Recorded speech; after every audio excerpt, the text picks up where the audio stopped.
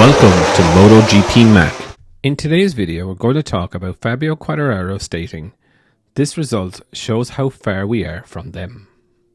Now, speaking after the race in the Sachsenring on Sunday, Quartararo said, "This is not a realistic result. We had the same problems again. It didn't feel good from the very first lap to the very last lap. That is why I'm not happy about it. We couldn't fight with anyone. The conditions were extremely difficult. We have zero grip on the bike. But if I push like that in the first laps, I will end up all the way back behind. So I tried to control the race best I could. I didn't make any mistakes in the race, but we finished 18 seconds behind them. This shows how far we are behind Ducati. If we have a lot of grip, then we can use the engine's power. But we are already close to the limit with that. Then the problem will be the engine being the limit, not the grip. But with tracks with grip, we always have a lot of fun.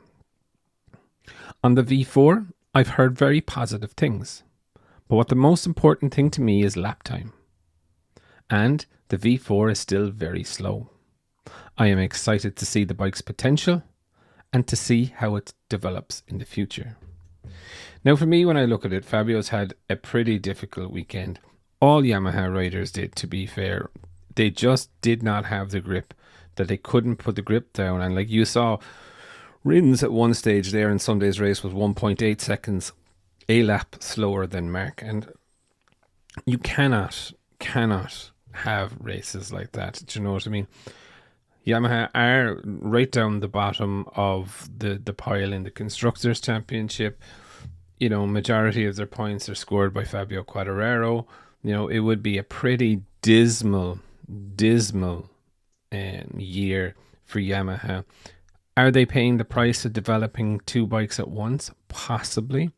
But, you know, my understanding is Fabio will try the V4 in Misano at the test days, so it will be interesting to see what he gets out of it then and there. But again, you know, it seems that Fabio is having another one of those weekends where he just can't get that power down to the ground. And realistically, the bike and the tires, they're just not compatible, it seems, you know, in the same way as a Ducati goes to a low grip track and there's no problem for it. So it is something Yamaha need to fix. No doubt they are working on it, but I have to say, I do believe Fabio's patience is starting to wear a little bit thin.